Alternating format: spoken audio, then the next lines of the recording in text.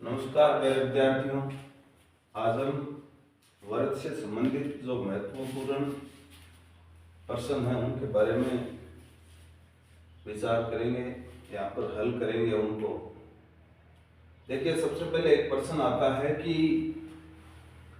ये एक वृत्त है और इस वृत्त का केंद्र है और ये कोई बाह्यम बिंदु है। इस बाह्यम बिंदु से ये इस वृत्त पर डाली गई है स्पर्श रेखा AP और ये बिंदु P है। इसकी इस केंद्र से दूरी है, ये है OP और ये त्रिज्या होती है OA, जो वृत्त की परिधि और केंद्र के बीच की दूरी होती है। इसमें आपको ये दिया हुआ होता है, बार बार प्रश्न आता है कि एक वृत्त की त्रिज्या 6 सेमी है तथा एक बाह्यम बिंदु से वृत्त की परिधि पर स्पर्श रेखा डाली गई है, उसकी लंबाई है 8 सेमी। आपको उस बिंदु की केंद्र से दूरी ज्ञात करनी है। इसी प्रकार इसी प्रश्न का दूसरा रूप आ जाता है कि एक 6 सेमी त्रिज्या वाले वृत्त पर वृत्त के केंद्र से 10 सेमी दूरी पर स्थित एक बिंदु से स्पर्श रेखा की लंबाई ज्ञात कीजिए।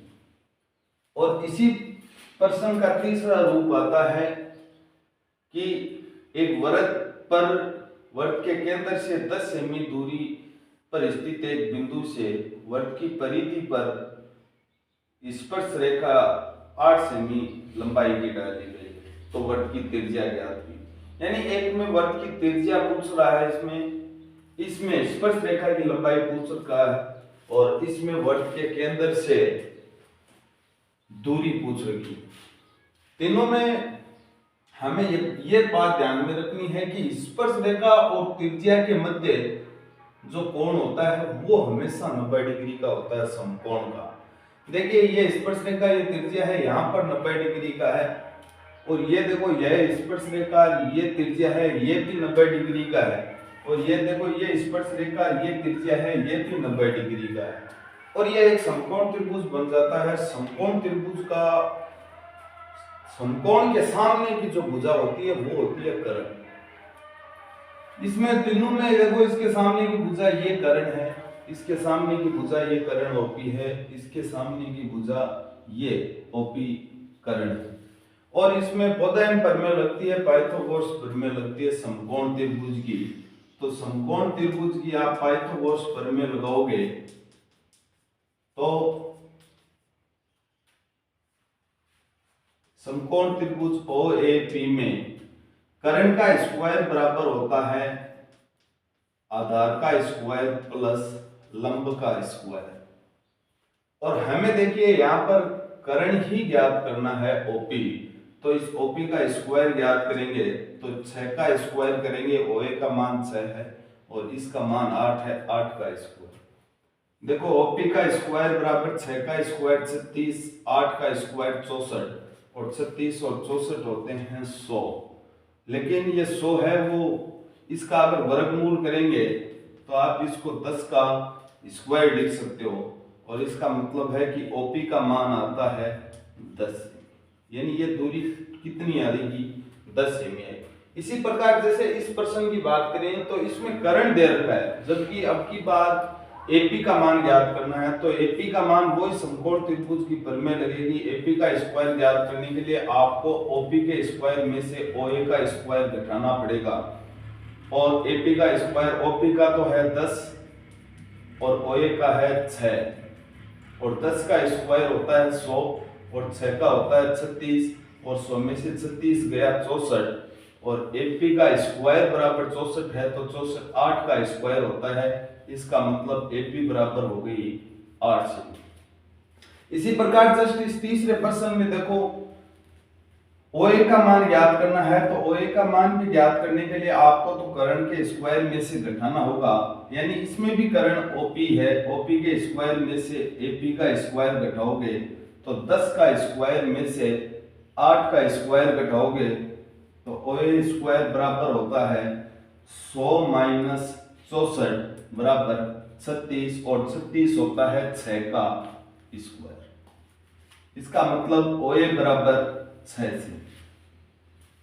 इस प्रकार ये तीनों प्रश्न बार बार घूम घूम करके आ रहे हैं, हर पेपर में भी आ रहे हैं, हर प्रकार के मॉडल पेपर में बोर्ड पैटर्न पर आधारित उसी पर में भी आ रहे हैं। इसका मतलब आपको इसमें ध्यान में रखना है कि करण कौन सा है, कौन सी चीज दी हुई है, कौन सी ज्ञात करनी है। यानी अगर त्रिज्या पूछे तो आपको त्रिज्या ज्ञात करनी है, स्पर्श रेखा पूछे तो स्पर्श रेखा ज्ञात करनी है, और केंद्र से बाह्य बिंदु की दूरी पूछ ले तो यह ज्ञात करना। इसके बाद में जस्ट एक अगला सवाल आता है कि एक बाह्य बिंदु से वृत्त पर दो स्पर्श रेखाएं आपको डाली हुई मिलेंगी, और ये होता है केंद्र, और ये दोनों त्रिज्याएं हैं।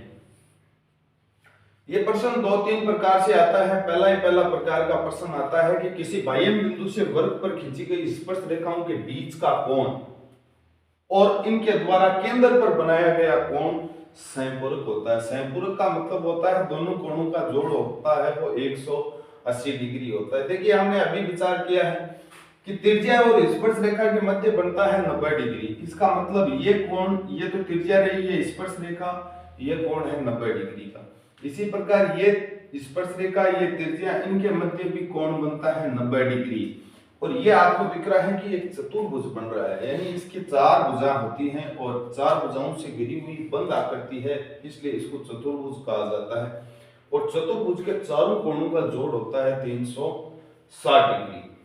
अब देखिए इस चतुर्भुज OAPB में आप चारों कोणों का जोड़ देखो, ये 360 डिग्री, यानी कोण OAP AOB plus OBP plus APB plus OAP, यानी इन चारों कोणों का जोड़ 360 डिग्री के बराबर रख दिया। अब हमें जब ज्ञात है, देखो ये कोण 90 डिग्री का होता है, ये 90 का होता है, दोनों की जगह 90 डिग्री रख देंगे तो ये हो जाएंगे 180 डिग्री, और इस 180 डिग्री को हम उस साइड घटाएंगे तो इन दोनों कोणों का जोड़ 360 में से 180 घटेगा 180 होता है। और यही हमें सिद्ध करना है कि सिद्ध कीजिए कि इन दोनों कोणों का जोड़ 180 डिग्री होता है, और इसी को समपूरक कहा जाता है। दूसरी चीज इसमें देखो एक प्रश्न रचना का आता है।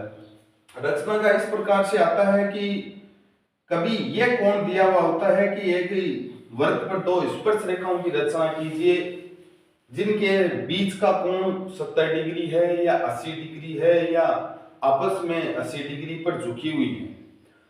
तो देखिए हमें कोण बनाना पहले पड़ेगा इस त्रिज्या पर ही, यानी ये अगर 80 डिग्री का दे रखा है तो यहाँ पर आपको अभी हमने चेक किया है कि दोनों का जोड़ 180 होता है, यानी ये 80 है तो इसका 100 होगा, ये 70 है तो इसका 110 होगा, ये 60 पर है तो ये 120 पर होगी।